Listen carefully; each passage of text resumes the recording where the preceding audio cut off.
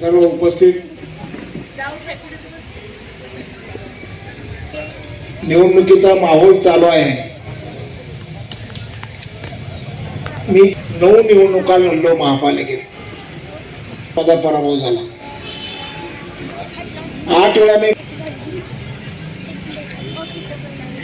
महानगरपालिकेतली सगळी पदं मी भोगली की जे मी भोगलं नाही।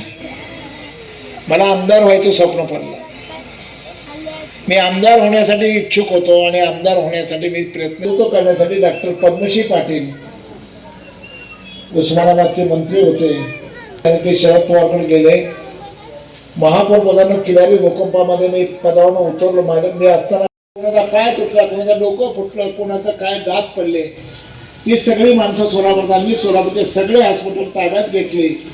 कमिशनर अशा तिघांची समिती सरकारने गठीत केली आणि आम्हाला सगळे अधिकार सोलापूरचे देण्यात आले। घेतले सगळ्यांचे कपडे घेऊन 2-4 ट्रक कपडे पाठवले। दुसऱ्याच्या दुःखात सुख निर्माण करण्याचं काम जर कोणी करत असेल त्यालाच जीवनाचा खरा। दुसऱ्याला दुःख देण्यापेक्षा दुसऱ्याच्या दुःखात काम करणं आणि त्याला सुख देणं, त्याचं जीवन आनंदमय करणं, हा कॅनडा सरकारचं आमंत्रण आलं, अमेरिका सरकारचं आमंत्रण आलं। आर्थिक झाल्यानंतर, भूकंप झाल्यानंतरच्या सर्व्हिसेस, आफ्टर आर्थिक सर्व्हिसेस, भूकंप झाल्यानंतरच्या काय सर्व्हिसेस द्यायचे असतात याचं ट्रेनिंग ठेवलं होतं शरद पवारांनी, महाराष्ट्र सरकारने, आणि ते सोलापूरच्या सिव्हिल हॉस्पिटलमध्ये, मेडिकल कॉलेजमध्ये ठेवलं होतं। देशातले सर्जन आणि देशातले आयुक्त त्या मीटिंगला बोलवले होते आणि त्यांच्यासमोर माझा लेक्चर ठेवलं आणि मी ते पहिल्यांदा आयुष्यात एवढ्या मोठ्या सभेला मी संबोधित करत होतो। मला प्रश्न विचारण्यात आले की भूकंप झाला आणि शरद पवारांचा पहाटे 5 वाजता फोन आला। 5 वाजता मी लिजिंग खेळून, गणेशोत्सवाची मिरवणूक होती, मी लिजिंग खेळून घरी झोपायला गेलो। घरच्या लोकांनी सांगितलं मी रंग माझा अंगावर पडला होता, गुलाल अंगावर पडला होता, गच्चीवर जाऊन झोपा, गादी घाण होईल। मी गच्चीवर जाऊन झोपलो आणि भूकंप पहाटे 4-5 वाजता झाला। माझ्या आयुष्यात भूकंप मी पहिल्यांदा बघत होतो आणि खालचे सगळे लोक, वरचे घरातले, ते पळत भूकंप झाल्यानंतर सगळे बाहेर आले।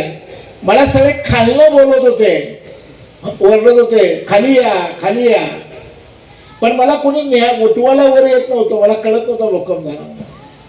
मी तेव्हा बघितलं वर यायचं कोणी धाडस करत नव्हतं, मला येऊन उठवायचं कोणी धाडस करत नव्हतं, कारण मला उठवून जागा करून खाली आणणं त्यांच्या दृष्टीने ते धोक्याचं होतं। इमारत कोसळेल। मी ज्या इमारतीच्या गच्चीवर बसलो होतो तेव्हा मी वरनं गच्चीवरनं बघितलं आणि खाली भूकंप, जमीन, बिल्डिंग हलते आहे आणि लक्षात आल्यानंतर, खालचा वारडा लक्षात आल्यानंतर मी खाली आलो आणि दुसऱ्या 5 मिनिटामध्ये शरद पवारचा फोन आला।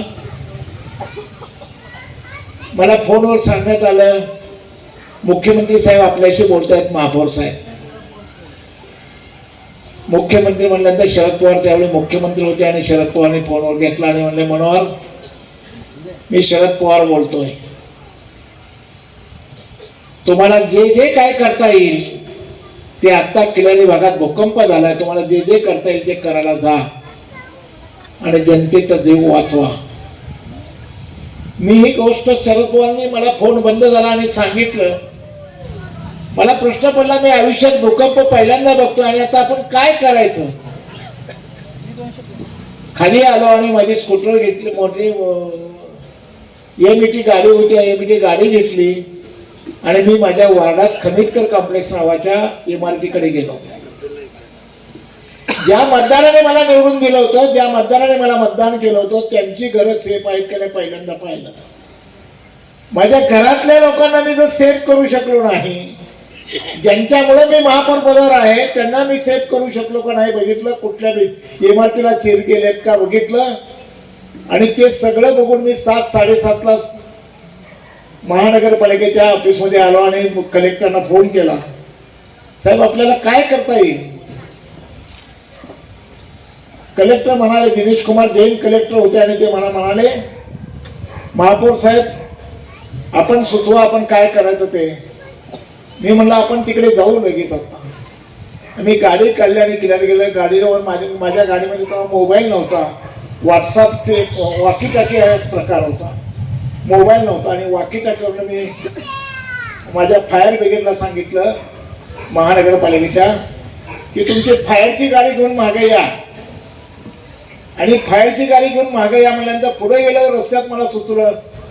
आणि जेव्हा मी किनारीला गेलो तेव्हा असे मुडदे पडले होते, कोणाचा हात तुटला होता, कोणाचा पाय तुटला होता, कोणाचं डोकं तुटलं होतं, पाऊस पडत होता. असे अनेक मुडदे पडले होते, अनेक माणसं विवळत होती, काय रडत होती. त्यावेळी एका समाजाची माणसं त्या महिलेच्या गळ्यातलं कुणाचं मंगळसूत्र, कुणाची बोरमाळ काढण्यासाठी धडपडत होती. मेलेल्या माणसाच्या गळ्यातलं सोनं काढून घेण्यासाठी धडपडत होती. हे चित्र पाहिलं तिथं, म्हणलं कमाल आहे. एकीकडे माणसं मरतायत, रडतायत, एकीकडे माणसं चोऱ्या करतायत. मला गौतम बुद्ध आठवला. हा संसार दुःखी आहे. आणि ह्या सगळ्या गोष्टी ऐकल्यानंतर मला स्वतःला असं वाटलं की आपण काय करतोय आणि काय करायचं आहे.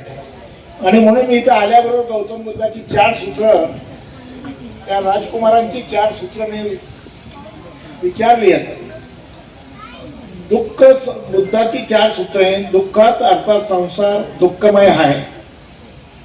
दुःख निरोध आता दुःखांचा अंत संभव आहे. दुःख निरोधाचा एक मार्ग आहे.